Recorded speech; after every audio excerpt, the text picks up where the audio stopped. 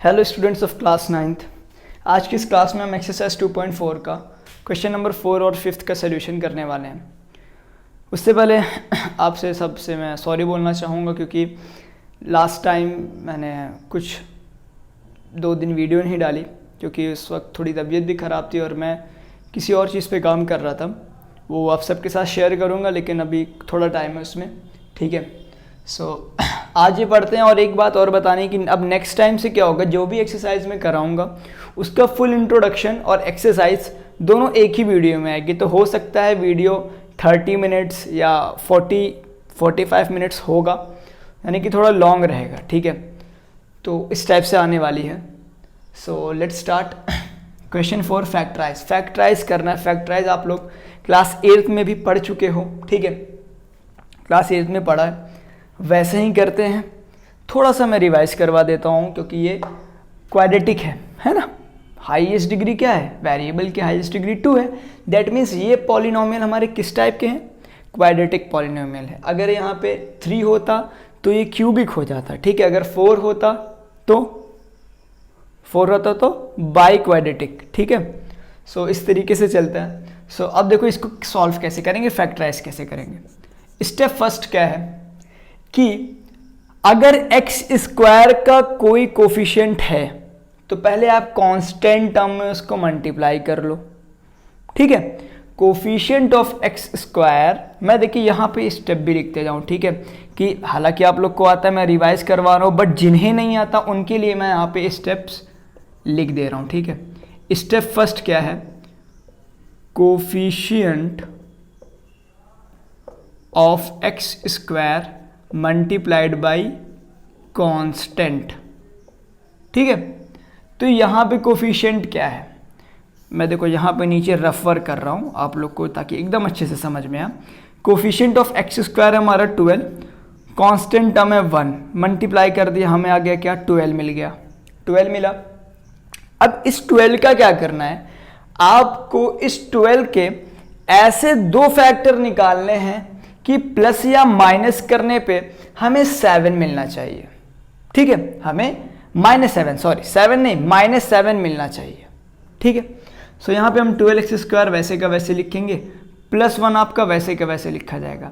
But ये जो -7x है, मिडिल टर्म को जो हम स्प्लिट करने वाले हैं, तोड़ने वाले हैं, वो किस में तोड़ेंगे, ये जो हमारा 12 आया है मल्टीप्लाई करने के बाद इसके किसी 2 फैक्टर में। तो 12 का एक होता है 2 और 6 होता है, ठीक है। और 12 के क्या क्या फैक्टर होते हैं, 2 6 होते हैं, ठीक है। 3 और 4 होते हैं, और आगे 4 और 3 ऐसे होते हैं, ठीक है। लेकिन देखो 2 और 6 को अगर हम प्लस करेंगे तो 8 हो जाएगा, माइनस करेंगे तो 4 हो जाएगा, है ना। 3 और 4 को अगर माइनस करेंगे तो -1 होगा, बट अगर प्लस कर दें 4 + 3 तो हमारा कितना हो जाएगा, 7 होगा, ठीक है। दैट मीन्स व्हाट, 3x और 4x। अब कॉन्सेप्ट आता है कि सर साइन का क्या करें, कौन सा पॉजिटिव कौन सा नेगेटिव, क्योंकि हमें -7 देखना, हमें साइन का ध्यान देना है। बहुत लोग साइन मिस कर देते हैं, ठीक है। सो साइन का हमें ध्यान देना है। तो अब देखो ये -7 कब आएगा,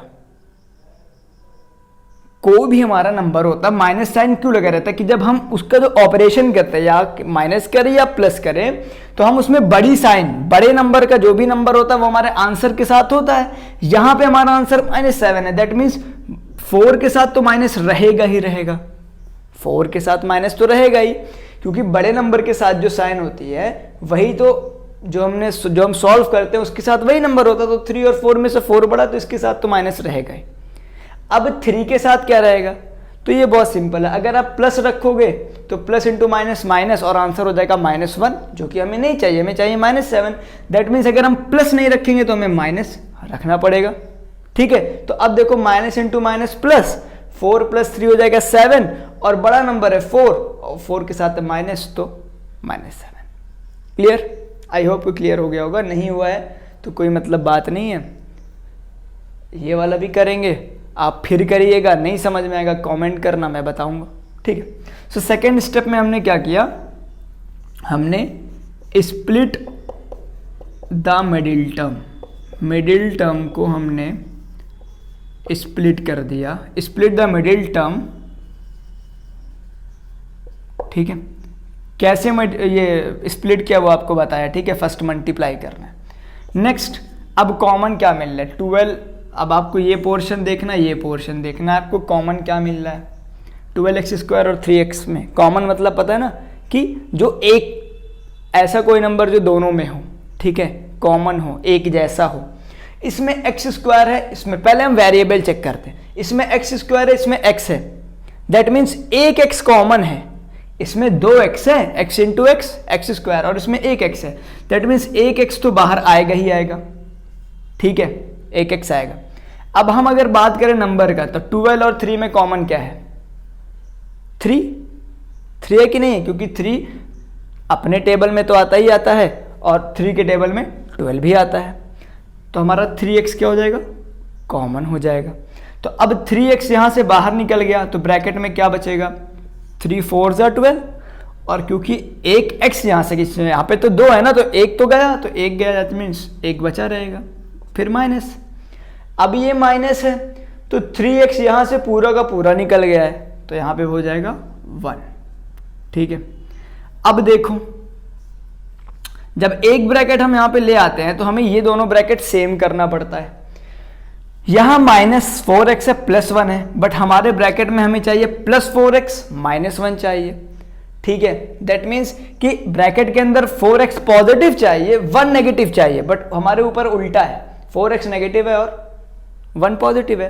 तो आपको क्या करना है -1 कॉमन ले लेना है।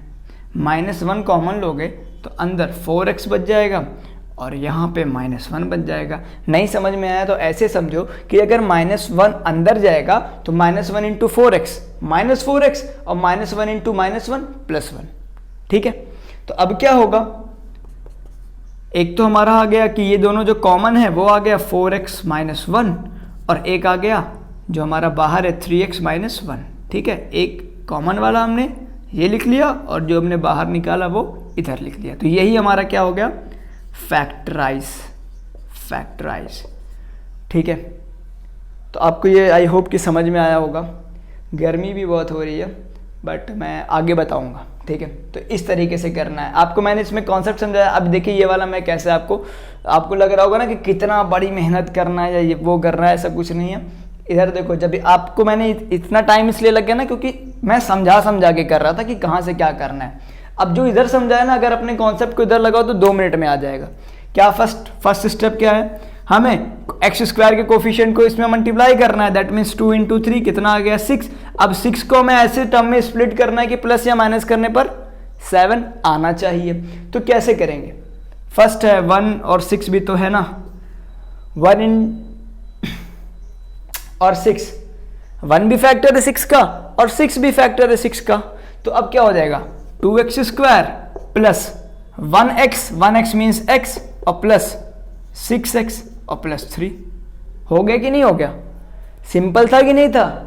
हमने क्या किया मल्टीप्लाई, फिर उसके 2 फैक्टर ऐसे निकालने के प्लस माइनस करने पे। अब देखो 6 का फैक्टर 2 और 3 भी होता है ना, 2 और 3 भी होता है, बट 2 और 3 को प्लस या माइनस करने पर 7 नहीं आएगा, प्लस करोगे 5 आएगा, माइनस करोगे 1 आएगा।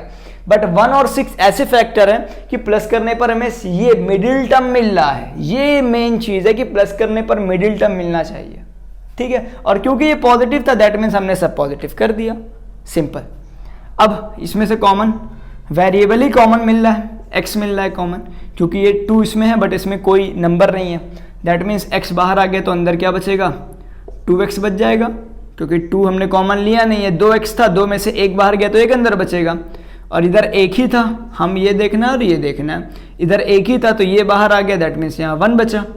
अब हमें इसमें क्या करना रहता है, ब्रैकेट को सेम करना रहता है। तो अब इसमें से हम क्या कॉमन ले लें कि अंदर 2x बच जाए और प्लस 1, हमें यही लाना है। तो आप ऐसे उतार भी सकते हो, टेंशन की बात नहीं है, ये दोनों सेम होना चाहिए, तो आपने ये उतार लिया। अब देखो कि इसमें हम 2x में हम कितने से मल्टीप्लाई कर दें कि 6x बन जाए। 2x में हम कितने से मल्टीप्लाई कर दें कि 6x बच जाए। 3 से हो जाएगा कि नहीं, क्योंकि 3 इंटू 2 करोगे 6 हो जाएगा और x तो लग ही जाएगा, वैसे ही मल्टीप्लीकेशन में तो लग ही जाता है, ठीक। दैट मीन्स हमने 3 से मल्टीप्लाई कर दिया, +3 से। तो जब +3 अंदर जाएगा तो 2x, और जब +3 × 1 होगा तो 3 हो जाएगा। इन शॉर्ट इसमें से हमें कॉमन क्या मिला? +3 मिला। वेरिएबल्स थे नहीं, 6 3 के टेबल में आता है, 3 3 के टेबल में आता है, 3 कॉमन मिल गया, हमने बाहर निकाल लिया। अब नेक्स्ट स्टेप में पहले हम कॉमन वाला लिखेंगे 2x + 1, फिर x + 3, ये हो गया हमारा फैक्टराइज।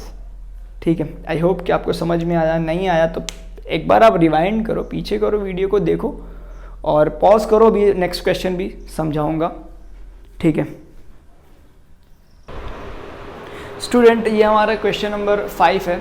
ठीक है, मैं जानता हूँ वीडियो थोड़ी लेंदी हो गई है, बट अब समझा रहा हूँ तो इसको समझा दूँ, कंप्लीट कर दूँ, हो जाए जितना भी 20 मिनट 25 मिनट समझ में आ जाएगा ना, तो एक इस वीडियो की एक वर्थ हो जाएगी, है ना, कि आपने अपना टाइम इन्वेस्ट किया और आपको अच्छा रिटर्न मिला। ठीक, देखो क्वेश्चन है, अब ये हमारा क्यूबिक पॉलिनोमियल है। ठीक है, हमारा ये क्यूबिक पॉलिनोमियल है। इसको फैक्टराइज करने का तरीका क्या है? मैंने आपको फैक्टर थ्योरम पढ़ाया था। ठीक है, क्या पढ़ाया था कि अगर PA 0 हो जाता है किसी भी पॉलिनोमियल को, अगर हम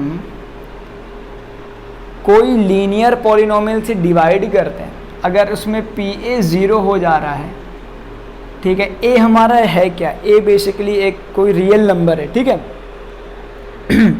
A हमारा कोई रियल नंबर है।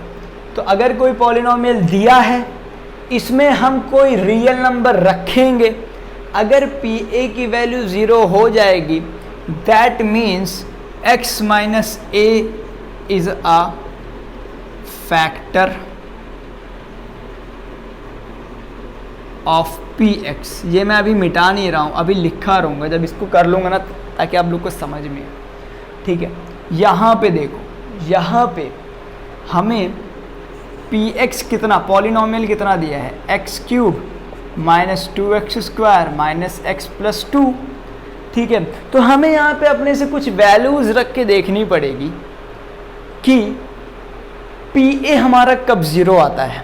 ठीक है, तो सबसे पहले मान लो हमने लिख दिया P1, हमने A ले लिया 1, और 1 जब हम यहाँ पे रखेंगे तो देखो क्या हो जाएगा, x³ यानी 1 का क्यूब -2 × x², दैट मीन्स 1 के स्क्वायर, -1 + 2, 1 का क्यूब 1 होगा, -2, और यहाँ पे 1 का स्क्वायर कितना हो जाएगा? 1 होगा, तो 2 × 1 2 हो जाएगा, -1 + 2। ठीक है, +2 - 2 कट जाएगा, +1 - 1 कट जाएगा, और P1 की वैल्यू क्या आ गई? ये 0 हो गया। तो अभी मैंने क्या बताया, अगर PA 0 हो जाएगा तो x - a is a factor of px, that means P1 0 हो गया, therefore x - 1 is a factor of this px। देखो जो लाइन उधर रख कर लिखा हूँ, फैक्टर थ्योरम यही है, यही फैक्टर थ्योरम है, उसी से मैंने ये फैक्टर फाइंड किया है। ठीक है, तो अब आप लोग को ये दिमाग में क्वेश्चन आ रहा था कि सर आपने 1 रखा तो चलिए 0 आ गया, अगर 0 नहीं आया तब हम क्या करेंगे?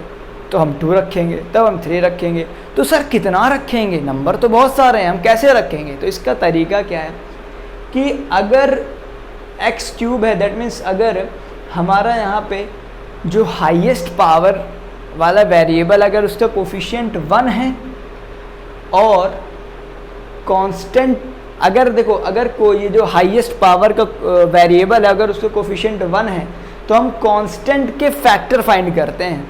जैसे कि इसमें क्या है, x³ का कोफिशिएंट कितना है? 1 है, तो आप इसके कांस्टेंट को देखो, कांस्टेंट क्या है? 2 है, 2 के फैक्टर क्या होंगे? या तो 1 होगा या तो 2 होगा, 2 ही तो फैक्टर होगा, तीसरा कोई फैक्टर नहीं होगा। ठीक है, तो यही वैल्यू, इन्हीं 2 वैल्यू में से किसी एक पे ये 0 होगा, तो हमने देखो 1 रख दिया तो 0 हो गया। अगर 2 रखते तो कितना आता? यहाँ पे 8 हो जाता, 2 to the 4 to the 8 minus 2 to the 4 to the 4 to the 8, 8 - 8 0 हो जाता, 0 होता, और -2 और फिर +2, ये भी 0 हो जाता, यानी कि इस पे भी वैल्यू क्या होती? 0 होती। ठीक है, तो x - 2 भी इसका फैक्टर है। लेकिन अब हमको जब क्यूबिक पॉलिनोमियल दिया रहता है तो इसका फैक्टराइज करने के लिए सबसे पहले हम क्या करते हैं, हमें एक फैक्टर निकालना पड़ता है। जब हम एक फैक्टर निकाल लेंगे तभी हम क्यूबिक फैक्टर, ये क्यूबिक पॉलिनोमियल में उसके बाकी के फैक्टर को फाइंड कर पाएंगे। क्योंकि मैंने आपको बताया था पिछली वीडियो में, अगर आप मेरी वीडियोस को फॉलो कर रहे हो तो मैंने आपको बताया था, क्या बताया था, कि जितनी डिग्री होती है उतने ज़ीरोज़ होते हैं।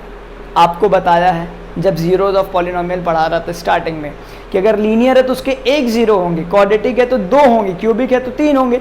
दैट मीन्स तीन ज़ीरो होंगे। तो देखो अगर एक ज़ीरो से एक फैक्टर तो तीन ज़ीरो से तीन फैक्टर, यानी कि इसके दो अभी और फैक्टर है जो आपको निकालना है। फैक्टराइज जब हम करते हैं उसके फैक्टर फाइंड करते हैं, इसका मतलब अभी दो फैक्टर बचे हुए हैं, वो कैसे निकालेंगे। तो इसके बाद आपको क्या करना है, जब आपने एक फैक्टर जीरोस निकाल के देखा, आपने एक फैक्टर निकाल लिया, अब आपको उस फैक्टर से इस पॉलिनोमियल को डिवाइड करना है, ठीक है, x-1 से। तो अब x-1 से करोगे तो डिवीज़न आपको सिखाया है कि हम क्या करते हैं, फर्स्ट टर्म को देखते हैं और इसके हिसाब से आप देखो मैं डायरेक्ट कर रहा हूँ। अगर आपने नहीं आता तो मैं नीचे डिस्क्रिप्शन में डिवीज़न ऑफ पॉलिनोमियल वाली वीडियो का लिंक दे दूँगा, आप लोग देख लेना, ठीक है। मैं इसको डायरेक्ट जल्दी से मतलब करूँगा, उतना कोई एलेबोरेट नहीं करूँगा। तो यहाँ पे कितनी बार में जाएगा, ये एक्स स्क्वायर बार में जाएगा, एक्स स्क्वायर, तो यहाँ पे एक्स क्यूब और माइनस ये माइनस एक्स स्क्वायर हो जाएगा। फिर उसके बाद साइन चेंज होगी, माइनस फिर प्लस, ये कैंसल आउट, और प्लस इंटू माइनस माइनस होता है, माइनस एक्स स्क्वायर हो जाएगा, ये माइनस एक्स उतर जाएगा। फिर उसके बाद ये माइनस एक्स स्क्वायर है, अब हमारा ये माइनस एक्स बार जाएगा, तो ये हो जाएगा minus x square plus x, minus होगा, ये cancel out, minus minus plus, minus 2x फिर प्लस 2, अब ये माइनस 2 बार जाएगा, माइनस 2x प्लस 2, ये प्लस हो जाएगा, ये माइनस हो जाएगा, ये कैंसल आउट, और ये भी plus 2 minus 2 cancel out, that means 0। तो हमारा जो क्वेश्चन क्या आया, हमारा क्वेश्चन आ गया इसमें, सिंस लिखने की ज़रूरत नहीं है, हमारा क्वेश्चन क्या आया, x square minus x plus 2, ठीक है, ये हमारा क्या था, क्वेश्चन था। तो अब हमें क्या करना है, अब हमें इसको फैक्टराइज करना है। तो एक्स स्क्वायर, अब क्वाड्रेटिक को कैसे फैक्टराइज करना आपको पता है, पहले कोफिशिएंट को इससे मल्टीप्लाई करेंगे तो 1 है, 1 इंटू माइनस 2 आंसर क्या हो जाएगा, 2 होगा ना, 1 इंटू 2 करेंगे तो 2 हो जाएगा, और 2 का फैक्टर क्या है, 1 है और 2 है। इसको स्प्लिट करो, एक्स स्क्वायर और माइनस 2 ऐसे कैसे रहेगा, अब यहाँ पे एक x होगा और एक 2 होगा। रही बात साइन की, तो साइन बताया था कैसे लगेगा, बड़े के साथ माइनस हो जाएगा क्योंकि हमें माइनस चाहिए, और यहाँ पे प्लस हो जाएगा, ठीक है, ये ऐसे हो गया। कॉमन लोगे x कॉमन मिल जाएगा, x प्लस 1 हो जाएगा, यहाँ पे माइनस 2 कॉमन ले लोगे तो x, और यहाँ पे प्लस 1 हो जाएगा, ठीक है। तो यहाँ पे क्या हो जाएगा, एक फैक्टर हो जाएगा जो हमारा ये है x प्लस 1, और एक फैक्टर हो जाएगा x माइनस 2, ठीक है। तो ये इसका आ गया। अब आप ऐसे लिख सकते हो कि px लिख के, यानी कि x cube minus 2x square minus x plus 2, इसके फैक्टर्स क्या क्या हैं, एक तो हमने पहले निकाल लिया x माइनस 1, एक हमने यहाँ पे निकाला x प्लस 1, और एक हमारा हो जाएगा x माइनस 2। तो देखो क्यूबिक था तो 3 फैक्टर्स आ गए, ठीक है। समझ में आया लाइक करना, शेयर करना, नहीं समझ में आया कमेंट करो, ठीक है। मैं वापस से, अगर नहीं समझ में आया तो मैं इस पर अलग से वीडियो बना दूँगा, कोई आपको टेंशन लेने की ज़रूरत नहीं है, ठीक। और अगर आया है, अगर आपने यहाँ पे टाइम दिया, पूरी वीडियो देख रहे हो, तो आई होप कि आपको थोड़ा बहुत तो अच्छा लगा ही होगा, समझ में भी आया होगा, ठीक है। अभी थोड़ा यहाँ पे क्या है कि लाइट वाइट का प्रॉब्लम है, सो उतना मतलब अच्छे से तो नहीं हो पाता, बट मैं जितना आप तक जितना अच्छा पहुँचा सकता हूँ मैं उतनी कोशिश करता हूँ। सो सपोर्ट चाहिए तो प्लीज़ कीप सपोर्टिंग, और बस आप लोग तक अच्छे से आपको समझ में आ जाए, मेरा तो बस यही मोटिव है, इसीलिए मैं यहाँ पे आया। सो सपोर्ट करिए, सब्सक्राइब करवाइए, अपने दोस्तों में इसको शेयर करें। थैंक यू, मिलते हैं अपने नेक्स्ट वीडियो में।